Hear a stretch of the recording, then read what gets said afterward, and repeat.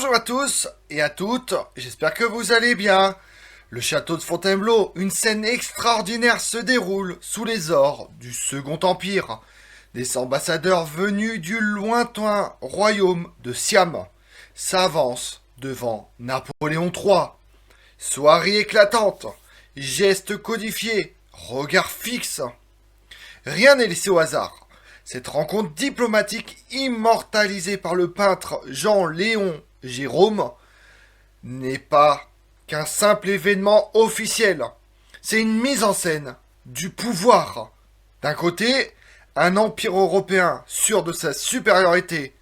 De l'autre, un royaume asiatique déterminé à préserver son indépendance dans un monde dominé par les puissances coloniales. Alors que nous voyons réellement dans ce tableau, dites-le moi si vous avez deviné ou pensé deviner, qu'est-ce qu'on voit réellement? Un échange respectueux entre deux souverainetés? Une démonstration subtile de domination impériale? Le tableau, représentant la délégation du Siam devant Napoléon III, constitue une œuvre majeure du XIXe siècle, tant par sa portée artistique que par sa dimension diplomatique bien sûr. Véritable témoin pictural d'une rencontre exceptionnelle entre l'Orient et l'Occident. Ce tableau s'impose comme une source précieuse pour l'étude des relations internationales et de l'histoire culturelle. Son importance réside non seulement dans la représentation de l'événement, mais aussi dans la manière dont il cristallise les enjeux de pouvoir, d'échange, de perception mutuelle entre deux civilisations. Notre aventure nous emmène aujourd'hui à explorer en profondeur les diverses facettes de l'œuvre en mobilisant les outils de l'histoire de l'art, de la critique historique. Vous voulez en savoir plus sur le tableau de la rencontre du Siam contre Napoléon III? Venez avec moi. Bonjour à tous et à toutes, j'espère que vous allez bien. Le château de Fontainebleau, une scène extraordinaire se déroule sous les ors du Second Empire. Des ambassadeurs venus du lointain royaume de Siam s'avancent devant Napoléon III. Soirée éclatante, gestes codifiés, regards fixes. Rien n'est laissé au hasard. Cette rencontre diplomatique immortalisée par le peintre Jean-Léon Gérôme n'est pas qu'un simple événement officiel. C'est une mise en scène du pouvoir. D'un côté, un empire européen sûr de sa supériorité. De l'autre, un royaume asiatique déterminé à préserver son indépendance dans un monde dominé par les puissances coloniales. Alors que nous voyons réellement dans ce tableau, dites-le moi si vous avez deviné ou pensé deviner, qu'est-ce qu'on voit réellement? Un échange respectueux entre deux souverainetés? Une démonstration subtile de domination impériale? Le tableau, représentant la délégation du Siam devant Napoléon III, constitue une œuvre majeure du XIXe siècle, tant par sa portée artistique que par sa dimension diplomatique bien sûr. Véritable témoin pictural d'une rencontre exceptionnelle entre l'Orient et l'Occident. Ce tableau s'impose comme une source précieuse pour l'étude des relations internationales et de l'histoire culturelle. Son importance réside non seulement dans la représentation de l'événement, mais aussi dans la manière dont il cristallise les enjeux de pouvoir, d'échange, de perception mutuelle entre deux civilisations. Notre aventure nous emmène aujourd'hui à explorer en profondeur les diverses facettes de l'œuvre en mobilisant les outils de l'histoire de l'art, de la critique historique. Vous voulez en savoir plus sur le tableau de la rencontre du Siam contre Napoléon III? Venez avec moi. Au XIXe siècle, la France, sous le règne de Napoléon III, cherche à renforcer son influence en Asie du Sud-Est, dans un contexte de rivalité coloniale et d'expansion impériale. À cette époque, l'Asie du Sud-Est est le grand terrain de jeu des puissances européennes, en plus de l'Afrique qui sera un peu plus tard le terrain de jeu de toutes les puissances. Le royaume du Siam, conscient des menaces que font peser les puissances européennes sur son indépendance, adopte une politique de diplomatie active envoyant des délégations officielles en Europe. Contrairement à la Chine qui a résisté, le Siam a décidé de se soumettre, du moins diplomatiquement, pour préserver son indépendance. Vu le sort de la Chine, le Siam a bien fait. La rencontre entre la délégation siamoise et Napoléon III s'inscrit dans cette dynamique, marquant une étape significative dans l'histoire des relations franco-siamoises. L'événement, illustré par le tableau, traduit la volonté du Siam de négocier des accords commerciaux et politiques, tout en affirmant sa souveraineté et son identité culturelle face à l'Europe. La mise en scène picturale de cette rencontre témoigne d'un moment clé où le dialogue interculturel devient un instrument de diplomatie. Les échanges entre la France et le Siam aboutissent à la signature de traités et à l'intensification des contacts, contribuant à une redéfinition des rapports de force dans la région. Le tableau, par l'ampleur de sa composition et la richesse de ses détails, offre une lecture visuelle de ses enjeux politiques et culturels. Le tableau regorge de symboles destinés à exprimer la rencontre de deux mondes. Les objets protocolaires, tels que les cadeaux offerts à l'empereur, incarnent la volonté du Siam de manifester son respect et son désir d'alliance.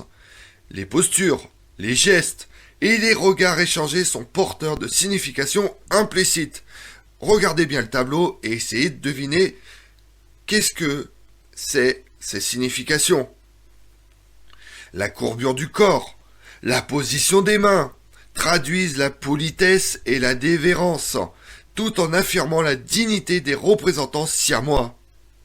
La représentation du décor, teinture, mobilier, architecture, vise à ancrer la scène dans un cadre impérial, tout en permettant l'affichage des signes de richesse et de raffinement du Siam. On est là pour montrer que Napoléon III domine, mais sans écraser le Siam qui doit devenir son allié. Ce dialogue visuel entre les éléments français et siamois met en avant la notion de respect mutuel et de reconnaissance entre puissances. L'œuvre, par sa richesse symbolique, devient ainsi le vecteur d'un message diplomatique complexe où la politique s'allie à l'esthétique.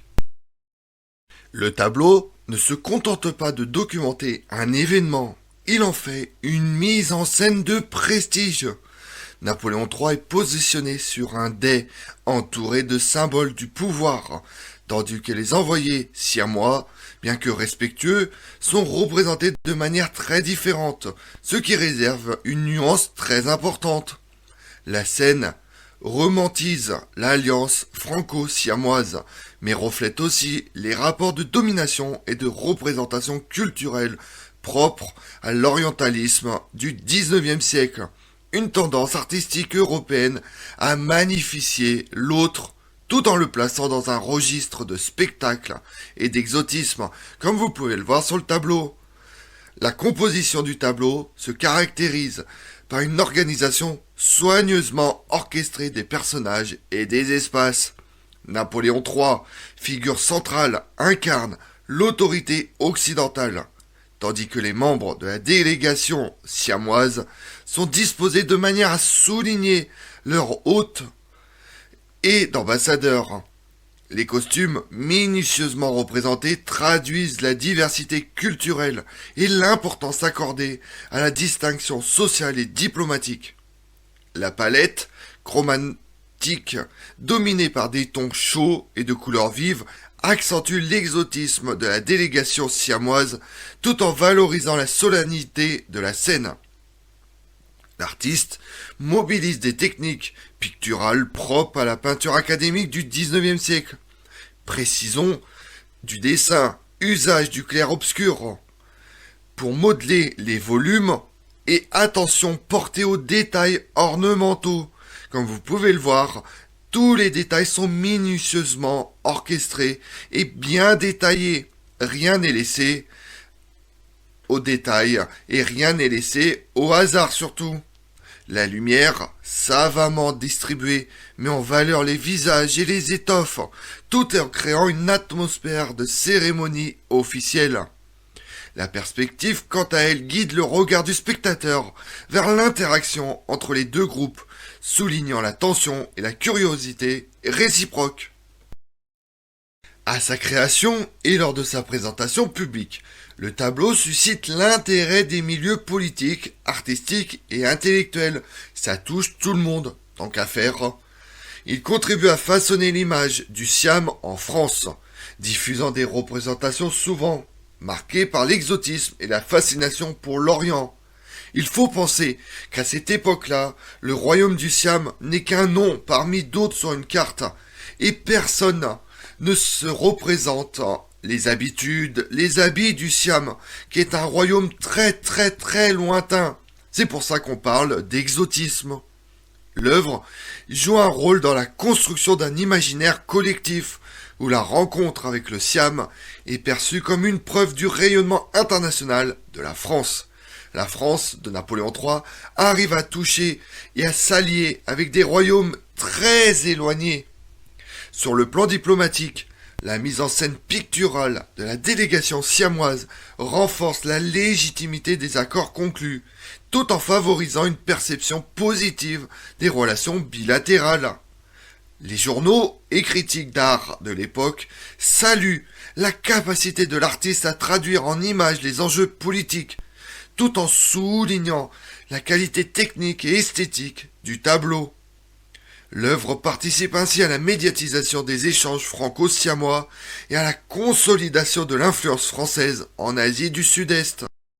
Les historiens et les historiens de l'art ont proposé diverses lectures du tableau, mettant en lumière ses dimensions multiples. Certains insistent sur la portée politique de l'œuvre, la considérant comme un instrument de propagande impériale, destiné à valoriser la puissance diplomatique de Napoléon III. D'autres privilégient une approche culturelle, analysant la représentation du Siam comme le reflet des imaginaires orientalistes de l'époque.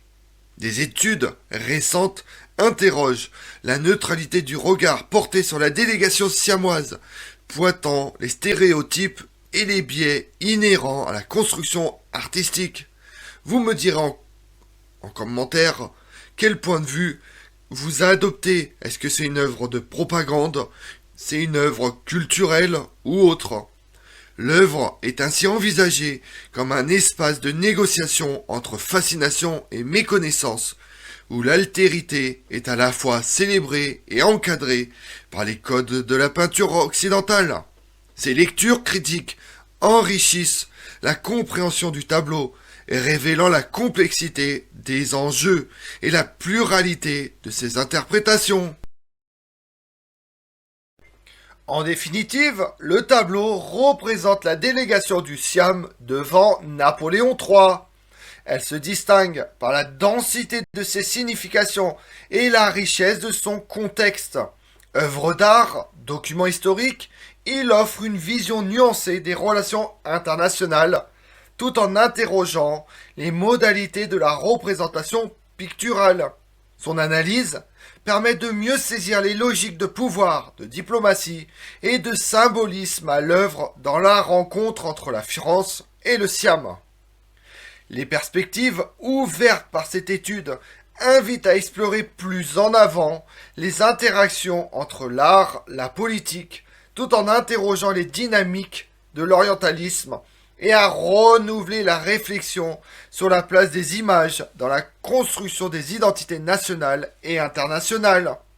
Ce tableau demeure, à ce titre, un objet d'analyse privilégié pour les chercheurs, les étudiants désireux de comprendre les enjeux de la représentation artistique dans le contexte des échanges mondiaux au XIXe siècle. Je vous remercie d'avoir suivi cette vidéo en ma compagnie. Si vous voulez connaître mes autres vidéos, retrouvez-moi sur ma chaîne YouTube Tout sur l'Histoire avec Damien, mais également sur les réseaux sociaux, Twitter et Instagram, Histoire Damien. Et pensez à liker, commenter et vous abonner. Je vous remercie à tous.